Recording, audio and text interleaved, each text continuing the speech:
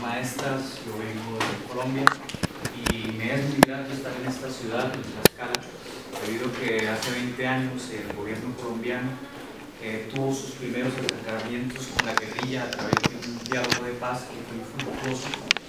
¿Y por qué lo digo? Porque esta vez, después de 20 años de suceder esto en esta ciudad, vuelven y se abre la posibilidad de la paz para nuestro país, con unos diálogos de paz y que con los cuales se ha aprendido mucho de los errores cometidos y Tlaxcala nos ha permitido aprender de esos errores.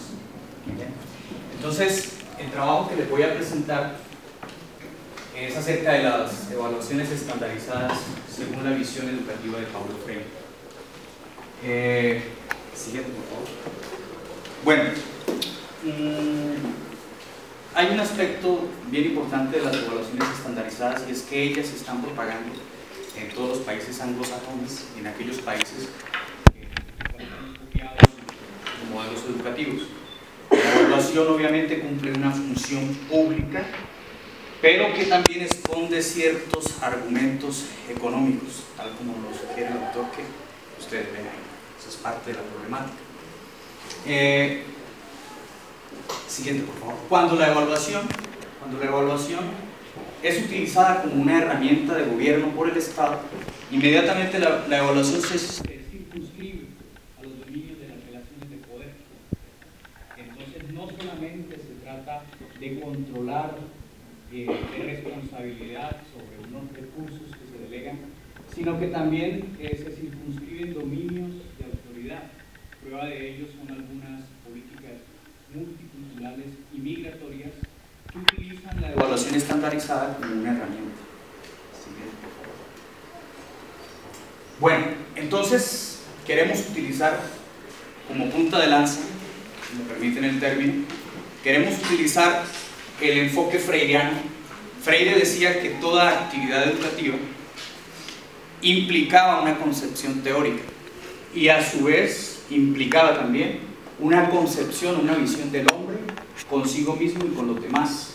Entonces, vemos que en la escuela ha sido permeado el discurso mercantilista, el discurso empresarial, y a través de ese discurso empresarial y de la teoría del capital humano, que dice que el desarrollo de los países se debe o está en función de la formación ciudadana, a través de esta teoría, de esta visión mercantilista se ha colado, ¿sí? Se ha logrado traspasar los muros escolares este tipo de evaluaciones que pertenecen más al ambiente empresarial. Entonces, esto no quiere decir que las evaluaciones estandarizadas dejen de ser una práctica educativa, ya entran al terreno de las aulas de clase, se convierten en una práctica educativa y por lo tanto la vamos a someter al estudio, a la visión pedagógica de Paulo Freire desde este punto de vista. Siguiente. Bueno, el presente trabajo tiene por objetivo poner en evidencia el carácter violento de las evaluaciones estandarizadas, utilizando como argumento central algunos planteamientos educativos de Paulo Freire. Siguiente, por favor. La metodología. Este trabajo no es un estudio que utilice datos empíricos, es un estudio netamente especulativo. Entonces parte de postulados teóricos para generar otros postulados teóricos. Y utilizamos como patrón teórico algunos elementos bien importantes del trabajo de este autor brasileño. Siguiente, por favor. Bueno, uno de las categorías o de los descriptores teóricos importantes en la teoría educativa de Paulo Freire es la relación entre el opresor y el oprimido, ¿sí? Entonces ahí la base para que su libro más importante que lo viera a lanzar al ámbito internacional fuera La pedagogía del oprimido, que es mucha teoría de él se basa en la relación entre estos dos sujetos, entre un opresor y un oprimido. Pero hay un elemento clave ahí, hay un elemento clave en esa relación que es la prescripción. Vamos allá abajo. La prescripción, que es una imposición de opciones, ¿ya? Entonces lo que permite que el opresor sea opresor y el oprimido oprimido es que haya una prescripción, ¿sí? Hay una imposición del opresor hacia el oprimido, una imposición de opciones, un alienamiento, ¿cierto? Entonces, el ser humano, decía Paulo Freire, tiene una vocación ontológica que es superarse a sí mismo, ser más. Y preciso, el opresor lo que hace es no permitirle al oprimido ese ser más. Y entonces ahí tenemos nosotros un elemento importante, la prescripción. Siguiente, por favor. Pero bueno, hemos querido ir más allá y hemos querido buscar otro verbo. Al igual que el verbo prescribir, tenemos el verbo prohibir, que son verbos transitivos. ¿Qué quiere decir esto? Que involucra dos sujetos.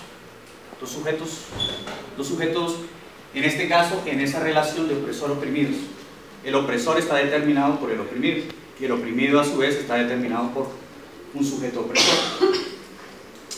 Entonces, el verbo prohibir, vamos a ver si cumple, si también puede ser elemento mediador en estos dos sujetos, ¿sí? Primero que todo, es un verbo transitivo, involucra a dos sujetos. Segundo, puede ser parte del universo conceptual dado por la relación entre el opresor y el oprimido. ¿Por qué? Porque si quien prescribe impone opciones, quien prohíbe, ¿qué hace? Impide opciones, ¿cierto? Entonces, en esta medida, queremos demostrar que el verbo prohibir también cumple con los requisitos de ser un elemento mediador en esta relación vertical de dominación entre oprimidos y opresores o oprimidos. ¿Qué sucede cuando se impide que se ejecute algo y este algo tiene que ver con el ser más? ¿Qué sucede cuando se prohíbe, cuando a la vez se imponen decisiones y se evita que se sea más? Sobre todo cuando se tiene en cuenta la condición ontológica del ser humano de superarse a sí mismo. Sucede lo que pasa, lo que describo con estas dos palabras. Dice Freire, hay una cosificación, o si queremos utilizar un término más suave, o un término que podamos aceptar, que hay algunos autores que utilizan, hay una reificación, como Henry Giraud se lo llama. Y también hay un proceso de deshumanización, ¿sí? Entonces, siguiente. ¿Por qué digo todo esto?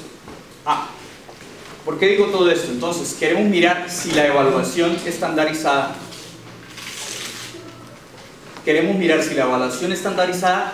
puede cumplir una de estas dos o ambas situaciones de prescripción o de prohibición respecto al ser humano de ser más. Bueno, sucede que en Colombia, no sé aquí, en Colombia las evaluaciones estandarizadas en los grados 11, que es el último grado de educación básica secundaria, se llama la prueba Saber 11. Los chicos presentan un examen y este examen decide si ellos entran o no a la universidad.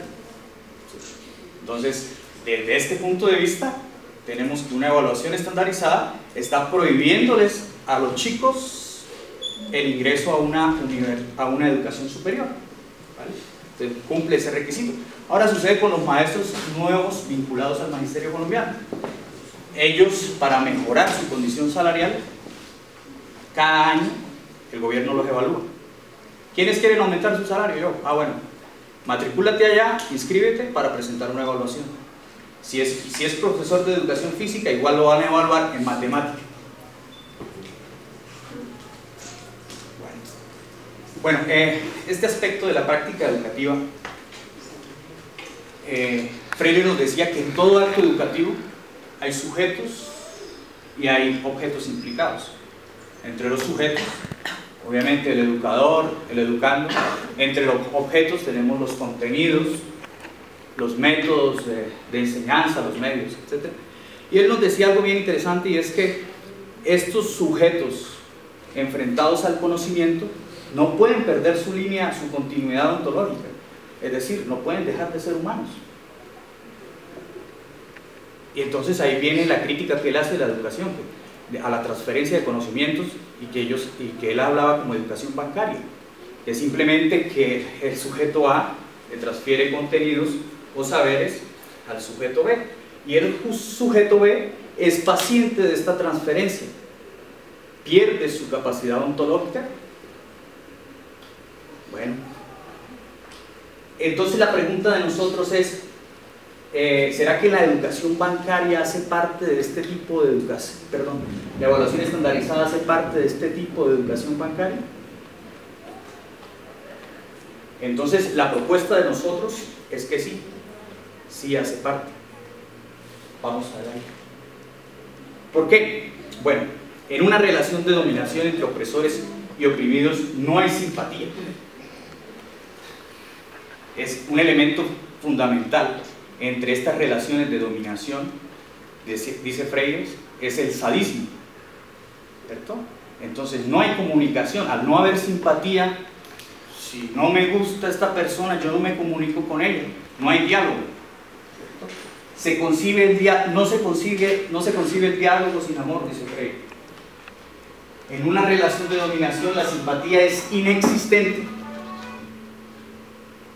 Entonces nosotros ya hemos tratado de demostrar que las evaluaciones estandarizadas como tal sirven de mediadoras en una relación de dominación, ¿cierto? No hay diálogo. Cuando los estudiantes, por lo menos en Colombia, presentan un examen, prueba saber 11, no hay un diálogo. Ellos no pueden, hey, ¿qué pasó? ¿Por qué me fue mal? ¿Sí? Lo mismo acontece con las pruebas PISA. Entonces no hay un diálogo, se hacen comunicados, dice Freire. Y los comunicados que hacen, descontextualizar la realidad, también dice Freire. ¿Qué pasa con esta descontextualización de la realidad? Que lo relativo se convierte en absoluto. ¿Ya? Lo relativo se convierte en absoluto. Lo sucede en Colombia. Creo que igual que en México, que tenemos una diversidad cultural impresionante. Y hoy, este año se empiezan a implementar las evaluaciones por parte del Estado colombiano a los niños de tercero primaria, que en este momento tendrían 8 años, 7 años, a los chicos de quinto primaria aproximadamente unos 10 años, y a los chicos de 14 años, 15 años, que coincide con la prueba PISA. Y de este año en adelante se les va a evaluar todos los años. ¿Sí? Sucede en Francia los evalúan a ellos desde los 8 años. Ellos los están evaluando desde los 8 años. Y lo interesante en Francia es que ellos acumulan unas notas, unos resultados, y ese dossier lo que hace es permitirles a lo último decirle, oiga, usted sí puede estudiar ingeniería. No, usted no puede ingeniería, le tocó literatura. O le tocó ser técnico. Sí, eso sucede en Francia. Entonces las evaluaciones estandarizadas queremos demostrar que son anticomunicativas, son antidialógicas, y como tal son prácticas sectarias, dice Freire. Que todo lo que no permita el diálogo, la comunicación, es una práctica sectaria. Entonces simplemente la evaluación se ha convertido, estas estandarizadas se han convertido en una fiscalización de una transmisión de conocimientos. Entonces A le transmite a B, listo, le transmite. A ver, entonces ahora B, ¿cómo fue esa transmisión? Le aplicamos una evaluación estandarizada y tú no puedes decir nada ni opinar de los resultados que se dan, porque quien te evalúa tiene la autoridad. ¿Vale? Siguiente. Bueno, Freire nos dice que el ser humano es un ser incompleto y que esa incompletud, él es consciente de esa incompletud y por eso él busca ser más, ¿cierto? Pero lo más interesante es que esa búsqueda no es solitaria y esa búsqueda es solidaria, ¿ya? Entonces el ser humano se transforma a sí mismo, su entorno transformándose a sí mismo y con los demás. Es importante. Por eso el ser humano es histórico, dice Freire. Los animales no son históricos. ¿Estás bien, cierto? No. ¿Estás bien? Sí. Entonces, los seres humanos somos históricos. Los animales no. Los animales tienen un punto de decisión que es externo, dice Freire. ¿Sí? Entonces, los animales también transforman la realidad, transforman el mundo, los castores, ¿cierto? Pero ¿por qué transforman el mundo? Porque necesitan conservar la especie. Entonces, el punto de decisión es externo, ¿Qué hace la prescripción? ¿Y qué hace la prohibición? Lo que hace es externalizar ese punto de decisión, o sea, animaliza un poco al ser humano. Entonces, el animal está en el mundo a través de actos reflejos, ¿sí? Está domesticado, tiene que adaptarse al mundo, tiene que adherirse al mundo. Con una evaluación estandarizada, ¿será que se hace lo mismo? Cuando a un estudiante se le dice, reprobaste, no puedes entrar a la universidad, el estudiante, bueno, se rasga las vestiduras, no solamente él, sino los padres de familia, y entonces decide no entrar a la universidad. ¿Qué hago? Bueno, y eso contando si tiene recursos, ¿no?, para pagar la universidad. Siguiente. Bueno, ya que la paso me acordé de algo con respecto a la solidaridad. Y es que las evaluaciones estandarizadas rompen la solidaridad del hombre, porque alientan la búsqueda no del ser más, sino del tener más, y alientan el individualismo, ¿cierto? La evaluación debería ser una cooperación. O sea, ¿por qué la copia entre los estudiantes es castigada? El conocimiento lo podemos buscar entre todos, ¿cierto? Entonces, ¿por qué los evaluamos individualmente? Si el conocimiento puede ser una construcción colectiva, es una construcción colectiva. Entonces, ¿por qué castigar al estudiante cuando copia? Si ahí ellos están ayudándose, siendo solidarios, y están ellos tratando de que el otro también sea bueno, ¿cierto? Bien. Dice Freire que cuando se le prohíbe el proceder natural a determinados seres, se cometen actos de violencia. El proceder natural de los seres humanos, de nosotros, es ser más, ¿sí? Es humanizar al hombre, de eso se trata. Es indudable que nosotros estamos condicionados, condiciones sociopolíticas, socioeconómicas, nos impiden de pronto superarnos, pero eso no quiere decir que no lo podamos hacer. Y ahí es donde la educación cumple un papel fundamental, llámese educación superior, en este caso, para poner un ejemplo, ¿sí? Si le prohibimos a través de los resultados de una evaluación a un estudiante que sea más, lo estamos combinando al fracaso, y eso tiene un impacto social, no sobre él, sino sobre el entorno que lo rodea. Entonces hay un acto de violencia que se está generando. Y nos dice Tochón que la evaluación estandarizada entonces se convierte en un instrumento de racismo científico y de segregación. Y él cita a otro autor, no lo puse ahí, donde habla de que se convierte en un genocidio intelectual. Sí, son términos bastante fuertes. Y pues la evaluación estandarizada promueve el individualismo. Los primeros top, los estudiantes que quieren estar arriba, que hacen lo que sea, fraude por estar arriba, etcétera, etcétera. Siguiente, por favor. Consideraciones finales. Ningún acto violento es justificable, ¿sí? Entonces estamos llamados los docentes a detectar este tipo de violencia que es legal, que es aceptada. Tenemos que detectarlo y tenemos que resistirlo. Por lo menos Colombia en estos momentos está haciendo lobby para entrar a la OCDE, ha participado en las últimas 3 ediciones de la prueba PISA, y estos resultados, sin nosotros todavía ser miembros, ya han empezado a condicionar la agenda educativa del país. Ya por lo menos, hasta ahora me entero de la prueba enlace aquí en México. Nosotros no teníamos esas pruebas periódicas hacia chicos de estas edades escolares. Nosotros ya empezamos a implementarlo. Parece que se está abonando un terreno, porque en Chile sucede lo mismo. Bueno, Portugal lo viene haciendo, Francia también lo viene haciendo, y todos están orientándose alrededor de este tema de PISA. Entonces, como decía Miguel Ángel Santos, en la evaluación, este tipo de evaluaciones lo que ponen es a competir a un Ferrari contra un Renault 4, contra un Subaru, y quien gane los 1000 metros, entonces el mérito es del conductor.